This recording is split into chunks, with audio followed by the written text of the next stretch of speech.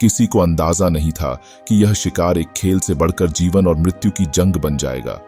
यह कहानी है हिम्मत, डर और बलिदान की, जहां जंगल के खामोश खतरे हर कदम पर जिंदगी को परीक्षा में डालते हैं। तो कहानी शुरू होती है सोफी और नोलन को दिखाते हुए। नोलन एक मैगजीन में फूड राइटर है और इस मर्तबा उसे नया टॉपिक दिया गया है कि पहले के लोग फूड कैसे इकट्ठा करते थे, यानी उसे हंटिंग और गैदरिंग के ऊपर आर्टिकल लिखना था और उसमें वो यही एक्सप्लेन कर सकता था कि यह काम उस वक्त के लोगों के लिए कितना मुश्किल होता होगा। इस सब के बारे में वो उसी वक्त लिख पाता जब उसके पास अपना एक्सपीरियंस होता। वो डिसाइड करता है कि खुद हंटिंग करेगा, लेकिन हंटिंग का उसे पहले कुछ भी पता नहीं। इसी सिलसिले में वो सोफी को लेकर सोफी के गांव आया है। सोफी की ग्रैंडपा एक हंटर थे और सोफी को भी बहुत अच्छी हंटिंग आती थी, लेकिन कई साल पहले सोफी ने हंटिंग करना छोड़ दिया था, जिसकी रीजन वो बताती है कि एक मर्तबा जब वो हंटिंग करने गई तो उसने हिरण की आंखों में देख लिया। उसकी मासूमियत देखकर सोफी के अंदर हिम्मत नहीं हुई उसे मारने की। उस दिन के बाद से आज तक ना तो उसने कभी शिकार किया और फिर ना ही कभी नॉनवेज खाया। और आज काफी सालों बाद वो नोलन के लिए दोबारा यहाँ आई थी, क्योंकि नोलन उसका फियांसी था। शिकार करने के लिए तो दिल उसका अभी भी नहीं मानता, लेकिन नोलन की हेल्प करने के लिए वह अपने बचपन के दोस्त कायल को बुला लेती है। कायल पहले नोलन को तीर चलाना सिखाता है। नोलन सीख तो रहा था, लेकिन तीर चलाकर शिकार करने के लिए बहुत प्रैक्टिस की जरूरत होती है और इन्हें तो शिकार अगली सुबह करना था। इसीलिए कायल उसे राइफल चलाना सिखाता है, जिससे नोलन जल्दी अच्छे निशाने लगाने लगा था। प्रैक्टिस के दौरान कायल और नोलन की काफी बातें हुई, लेकिन यल का टॉपिक सिर्फ एक ही था कि सोफी उसकी बचपन की दोस्त है, उसके लिए बहुत इंपॉर्टेंट है, उसका बहुत ख्याल रखती है, वगैरह वगैरह। और इस चीज से नोलन बहुत ज्यादा चढ़ चुका था और जब कोई दूसरा उसके बारे में ऐसी बातें कर रहा था तो उसे बिल्कुल बर्दाश्त नहीं हुआ। सोफी भी, जो काफी टाइम बाद कायल से मिल रही थी, वो भी नोलन को छोड़कर कायल को इंपॉर्टेंस देना शुरू कर देती है और इस चीज से नोलन शदीद चिढ़ जाता है और नाराज होकर कमरे में चला जाता है। उसका ये बिहेवियर सोफी ने नोटिस कर लिया था। वो उसके पीछे जब जाती है तो नोलन उसे ही डांट देता है कि गाय अकेला क्यों आया है, वो अपनी गर्लफ्रेंड को पितुला सकता था, उसकी वजह से हमारा ये ट्रिप खराब हो रहा है। देखो नोलन, तुम्हारी वजह से कायल आया है, अगर तुम भी उसके पास नहीं जाकर बैठोगे तो क्या फायदा। इस सारे ट्रिप का नोलन को भी अपनी गलती का एहसास हो गया था, इसलिए वो बाहर जाकर सोफी से माफी मांग लेता है। इससे पहले कि कोई दूसरी बात कर लेते, गाहिल भी इनके पास आ गया और नोलन एक और मर्तबा वहां से चला गया। यहाँ पर गाहिल ने सोफी को बताया कि उसका ब्रेकअप हो गया है। बिहेवियर से साफ जाहिर था कि वो सारी बातें सोफी से इसलिए कर रहा है क्योंकि वो सोफी को पसंद करता है और नोलन उसका ये सारा बिहेवियर समझ रहा था ही। अब सोफी को नोलन के खिलाफ थोड़ा थोड़ा भड़काने भी लगा था, ऐसे जैसे उसे नोलन सोफी के लायक ना लगा हो और इस वजह से अब सोफी के दिल में भी ओट पटांग के ख्यालात आने लगे। खैर, अब सुबह हुई तो हमने देखा कि काहिल और नोलन अकेले ही जंगल की तरफ निकल रहे थे शिकार के लिए। यहाँ सोफी ने कहल की जेब में गुड लक के तौर पे एक बुलेट रखी और फिर ये दोनों जंगल के लिए निकल गए। अब थोड़ी ही दूर जाने पर इनके सामने एक हिरण भी आ गई। एल ने नोलन से कहा, अच्छा मुक्का है, इसे मार दो। नोलन ने भी उस हिरण के ऊपर गन पॉइंट कर दी, लेकिन उसे मार नहीं पाया क्योंकि वो बहुत रहमदिल था। लेकिन घायल, जिसे शिकार की पहले से ही आदत थी, वो एक तीर निकालकर फौरन उस हिरण को मार देता है। इस बार से हिरण गिर तो गया था लेकिन मरा नहीं था। नोलन काल से कहता है, इसे दूसरा तीर मारो ताकि इसका सारा दर्द, इसकी सारी सफरिंग खत्म हो जाए।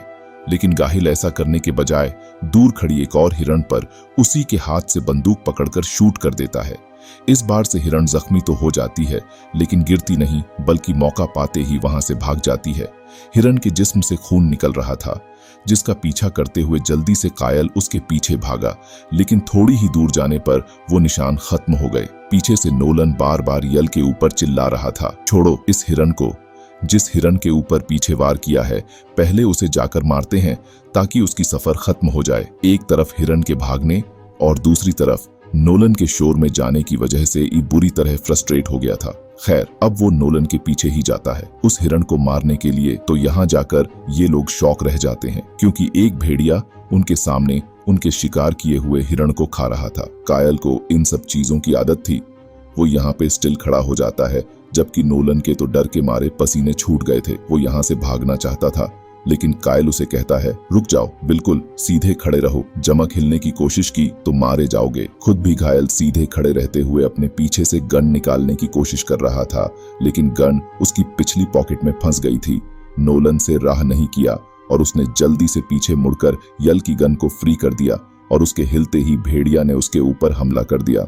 यल बिना वक्त सह कि उस भेड़िए के ऊपर शूट तो करता है, लेकिन उस वक्त तब भेड़िए ने नोलन को काफी जख्मी कर दिया था।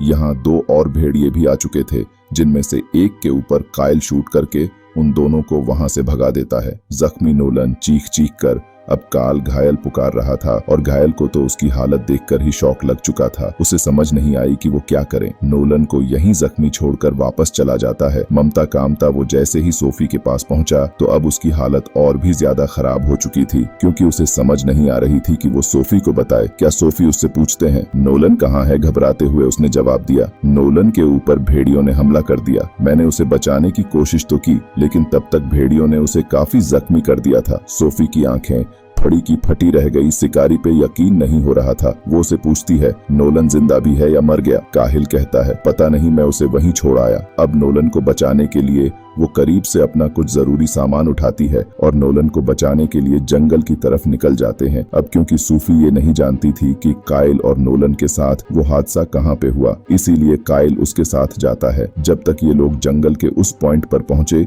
तो वहां जाके इनके होश उड़ गए कि नोलन वहां नहीं था। फ्लैशबैक में दिखाया जाता है, असल में नोलन खुद अपनी जान बचाने के लिए आहिस्ता आहिस्ता चलते हुए वहां से दूर निकल आया था। बाइक चलाते हुए सोफी अब वहां पर भी पहुंच जाती है जहां पर इन लोगों ने हिरण का शिकार किया था। इस हिरण को मरा हुआ देखकर सोफी को लगा कि काहिल उससे झूठ बोल रहा है। काहिल ने बोला था कि वो लोग शिकार कर ही नहीं पाए। अब सोफी को उसकी छूट की वजह से यह लग रहा था कि शायद खुद ही हिल ने नोलन की जेलेसी में उसे मार डाला। गुस्से में सोफी उसके ऊपर चिल्लाने लग जाती है और बोलती है, बताओ कहाँ है नोलन? तुमने उसे मारा है ना? तुम ही उससे जेलस हो रहे थे और नोलन ने मुझे बताया कि रात में तुम्हारी और नोलन की बहस हुई थी। मुझे लेकर तुमने मारा है, उसे तो मुझे बता दो। इतनी सारी बातें करने के बाद घायल अपनी सफाई देने के बजाय उल्टा सोफ से कहता है कि नोलन तुम्हारे लायक नहीं, तुम इसे भूल जाओ, उसे छोड़ दो। ये सुनकर सोफी गुस्से से पागल हो गई। उसे यकीन नहीं आ रहा था कि कायल इतना भी बेरहम हो सकता है। गुस्से में वो सिर्फ हिल के मुंह पे पंछी कर पाती है और वहां से नोलन को ढूंढने के लिए अकेले निकल जाती है। अब जंगल में चलते हुए उसे भेड़ियों के कदम के निशान नजर आए। वो समझ गई कि यही गरीबी कहीं नोलन होगा। थोड़ी देर बाद उसे नोलन भी मिल गया। नोलन शदीद जख्मी था। इससे पहले कि वो नोलन की मदद करती, उसका अपना ही बाइक लड़खड़ा जाता है। बाइक नोलन को भेंट कर सकता था, लेकिन सोफी ने को बचाने के लिए बाइक की डायरेक्शन मोड़ दी और उसका बाइक इस तरह एक दरख्त से टकराकर क्रैश हो गया और ऐसे ही वो खुद भी जख्मी हो गई। यहाँ गाय जो दूरी जंगल में मौजूद था, भेड़िए उसे खौफनाक नजरों से देख रहे थे। घायल अपने आप को बचाने के लिए फौरन ही राइफल निकालता है, लेकिन उसकी बदकिस्मती कि उसे पता चला राइफल में गोलियां नहीं है। अपने आप को बचाने के लिए वो तीर कमान निकालता है, लेकिन इससे पहले कि वो भेड़िए के ऊपर हमला करता, भेड़ी ने ही उसके ऊपर बुरी तरह हमला कर दिया। दूसरी तरफ सोफी जो कि बाइक से गिर गई थी, वो बेहोश हो चुकी थी। उसके सामने भी अब भेड़ी आ जाते हैं। एक भेड़िया उसके ऊपर हमला करने ही वाला था, लेकिन तेजी से उसने अपना करीब पड़ा हुआ चाक उठा लिया। वो भेड़ी के ऊपर वार कर ही रही थी कि ढलान से लुढ़क कर वो नीचे गिर गई और इस मर्तबा उसे बहुत बुरी चोट आई थी। उसका हाथ पूरी तरह टूटकर मुड़ चुका था। उसके पास इस वक्त सिर्फ तीर कमान थे अपने आप को इन भेड़ियों से बचाने के लिए, लेकिन दायां हाथ टूटने की वजह से वो तीर कमान चला भी नहीं सकती थी। वो यही सब सोच रही थी कि उसके सामने एक और भेड़िया आ गया। वो हिम्मत करती है और अपने हाथ को खुद ही सीधा करते हुए अर का मान चला आती है, लेकिन टूटा हाथ होने की वजह से निशाना सही नहीं लगता और भेड़िया उसके बहुत करीब आ जाता है। तभी वो नीचे से एक तीर उठाकर भेड़े के अंदर स्टैब कर देती है और उससे बच जाती है। मुश्किल से हिम्मत करते हुए अब वो जंगल के किनारे तक आई, जहां आकर उसने देखा कि नोलन खुद ही अपनी मदद करते हुए यहां तक आ गया था। वो नोलन को सहारा देकर उठाती है और अपनी गाड़ी की तरफ लेकर चलती है, जो काहिल उसके साथ लेकर यहां आया था। ये लोग जब उस गाड़ी के पास पहुंचे तो कायल को देखकर शॉक हो गए, क्योंकि भेड़ियों ने उसका बुरा हाल कर दिया था। उसका आधा मुंह तक भेड़ियों ने खा लिया था और वो मर चुका था। ये देखकर सोफी को रोना तो बहुत आता है, लेकिन वो यहाँ रुक नहीं सकती थी क्योंकि खतरा भेड़ियों का भी डला नहीं था। वो नीचे से फ्यूल गैन उठाती है और गाड़ी में फ्यूल भरते हुए वो नोलन को गाड़ी में बिठाकर यहाँ से ले जाती है और इसी के साथ ही कहानी यही खत्म हो जाती है।